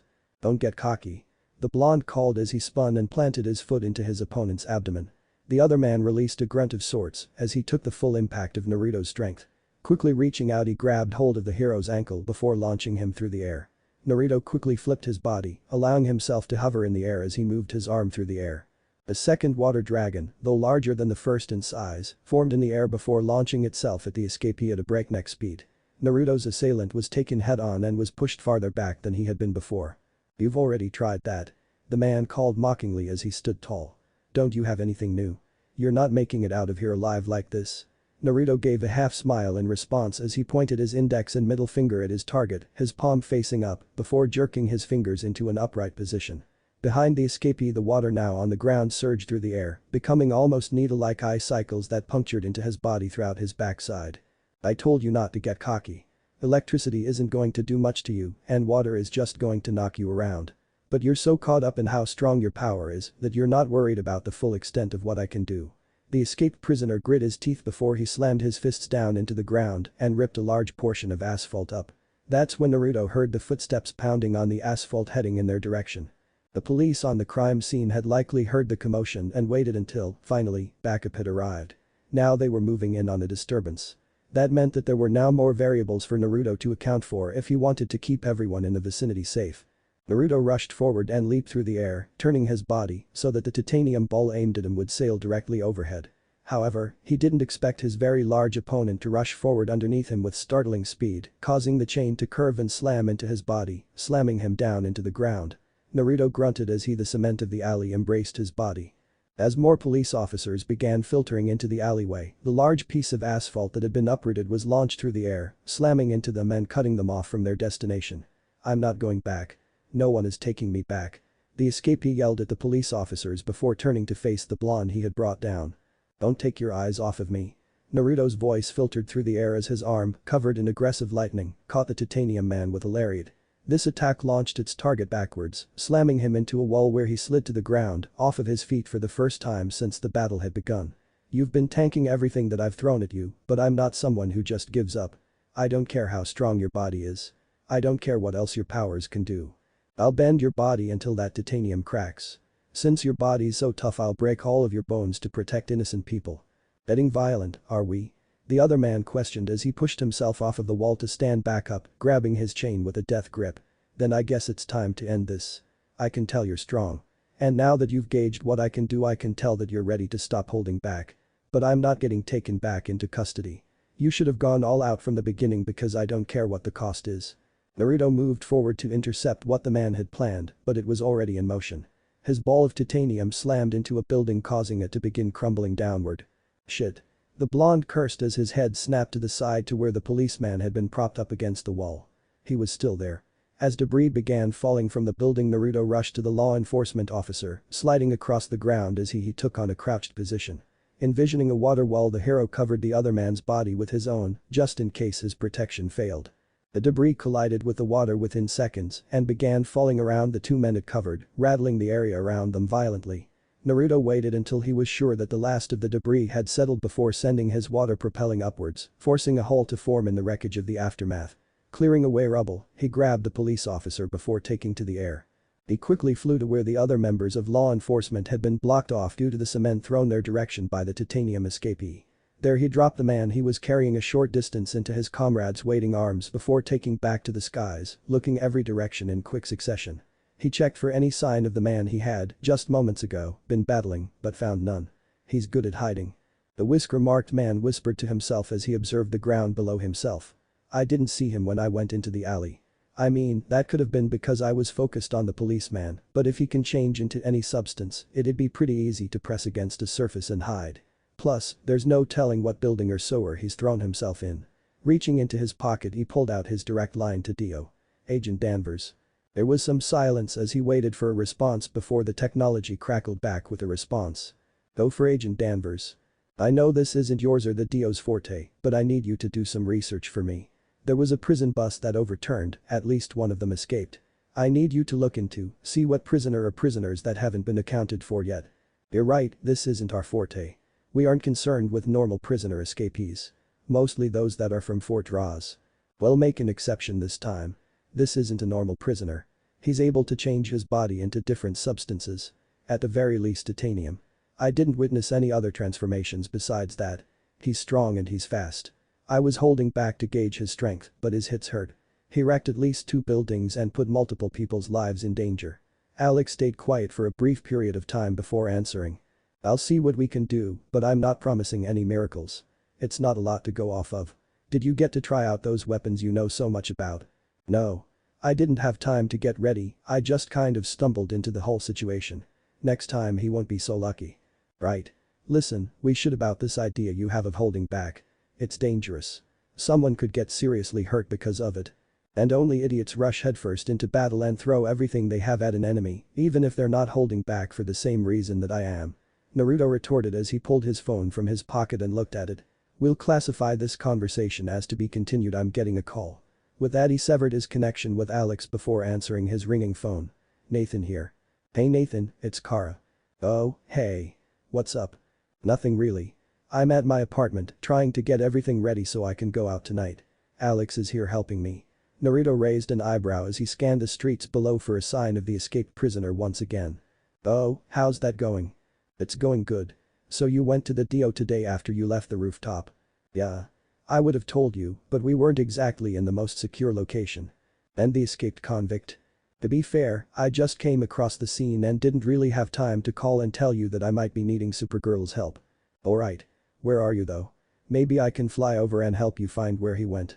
It could save us a lot of time. It sounded like a good idea and Naruto though about it, but ultimately he frowned with a shake of his head even though his fellow blonde couldn't see him.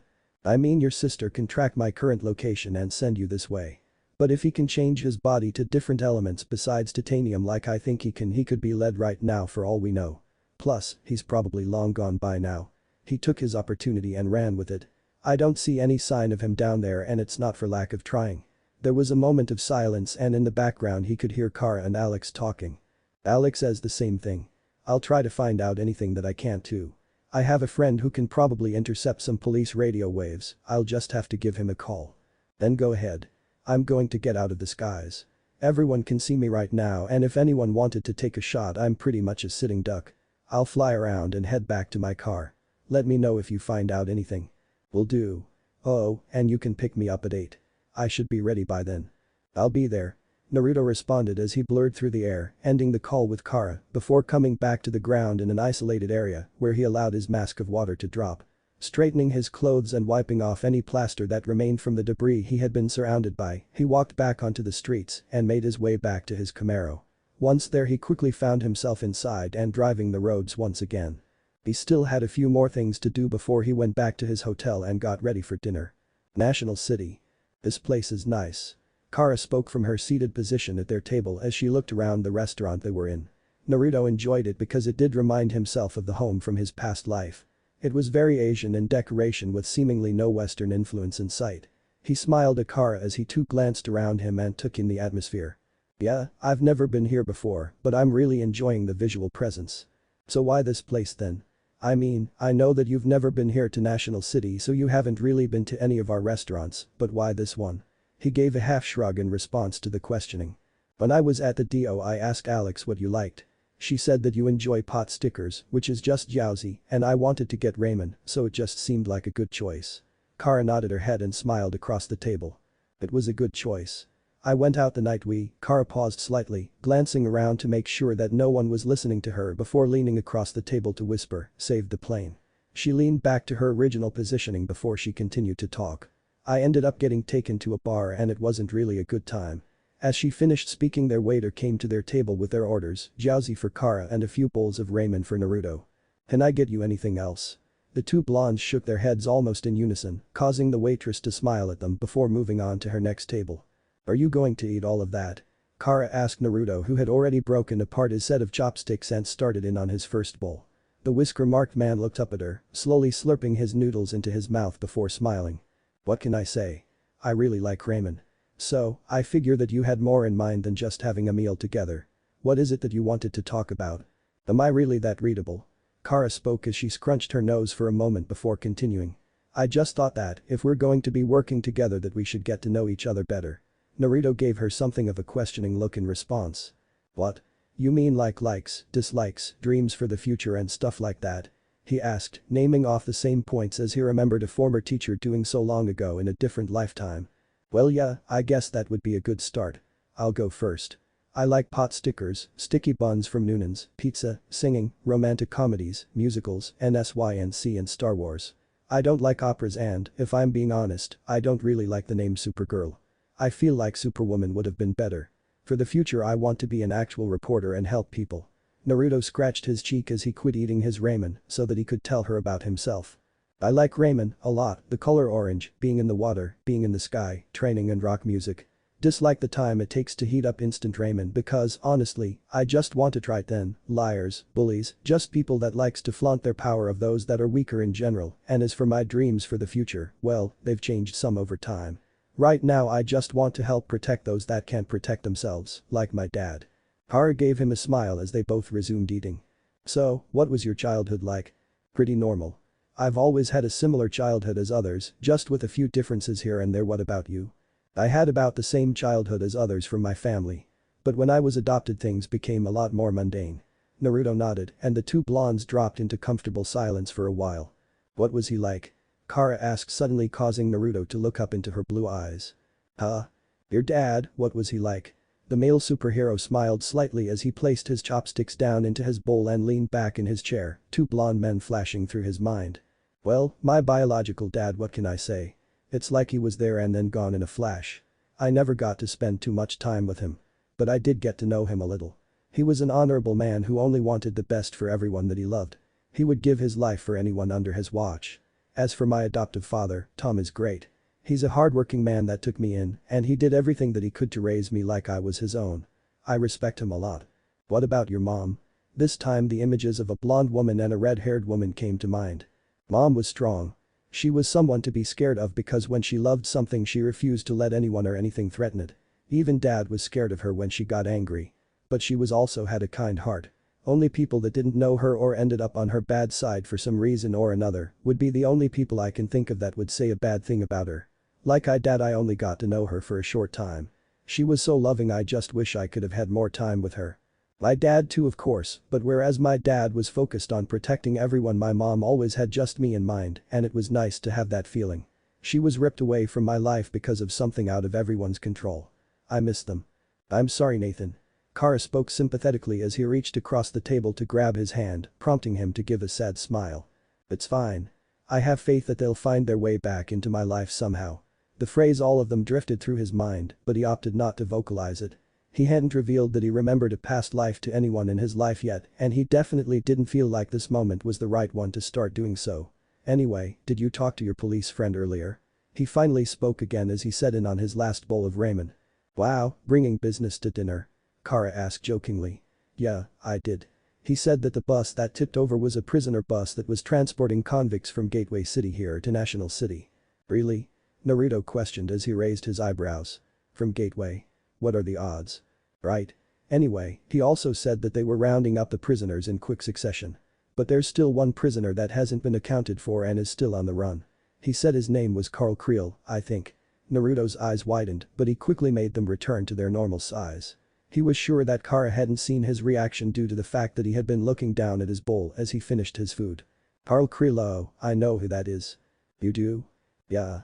He was a boxer over in National City. He was really good.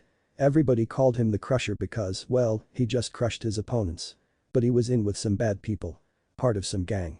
They called him the Crusher too, but for different reasons. I guess the gang wanted to make quick money, so they had him break into the museum to steal from the new exhibits. He was apprehended, but not before we lost multiple lives. It's what finally made me actually start going out and helping people." "That's terrible." Kara returned in horror as the waitress came by and placed their check on the table. "My police friend said that he caused a lot of damage escaping. Was he able to do the same back then?" "I saw the damage on the news." Naruto spoke as they stood up, dropping money on the table and making sure to leave a decent-sized tip for the waitress. He wasn't able to do that when he broke into the museum. He just had a lot of weapons and goons with him at the time. "I have no idea what changed. Anywhere you want to go before I drop you off at home?" Kara shook her head. "I wish we could, but I have work early tomorrow and I'm sure I'll already be up late." Naruto smiled in understanding as they entered his Camaro before setting out into the night. The cogs in his mind were already turning. He would drop Kara off at her home, make a quick stop by his hotel, and then he had a brief trip to make tonight, either by sea or by air. Gateway City. Karl Kriel glowered at the National Archaeological Museum of Gateway City. The last time, when he had been apprehended, he had simply been doing a job for a local gang leader. This time it was personal. This museum had caused him to be caught for the first time, and now he wouldn't be allowed anywhere near a boxing competition, let alone with his new abilities. That meant that he'd have to make money some other way now, and what better way than stealing from the establishment that had caused his downfall. Going to have to turn you away from the museum tonight. Carl heard a male's voice state firmly. It's still closed for construction on the new exhibits. Carl slowly lifted his head to look into the sky where he found a soul figure hovering over him. It was a male with blonde hair and blue eyes. His lower facial features were covered with a black half-face mask that traveled down into his upper clothes. On his upper body he wore a layered black-collared black armor vest with 3 dark silver plates on either side. Coming from the armholes were long orange sleeves that had black trim around the wrists. He also wore black pants and black boots that come up over the shins for protection. Attached to the back of his pants was a somewhat bulky pouch, and strapped to his right leg was a different type of black holster. Finally, a tanto sat, sheathed, horizontally on his lower back. Well, would you look at that? Water Boy shows his masked face again. Bold of you to follow me here. Bold of you to show up in my city. Naruto shot back as he lowered himself to the ground while staring heatedly at the man opposite him. From this city? Never seen you here. Just in National City. Started after what you did. So I'm the catalyst. Well, I'm honored, Water Boy. But I'll be even prouder to be the catalyst for your death. Carl spoke angrily as he grasped his chain aggressively, his body returning to its titanium form. I hope you've learned more tricks since earlier because you'll definitely be needing them. The blonde returned as they both charged forwards. Naruto ducked underneath a punch thrown by Carl before throwing a kick to his side that sent him sliding across the ground, leaving a deep indentation in the dirt. Carl grit his teeth harshly as he swung his titanium ball towards Naruto, who created a water wall which collapsed from the force of the attack but did its job in protecting its creator from being hit. Safety gloves are off this time, Tin Man.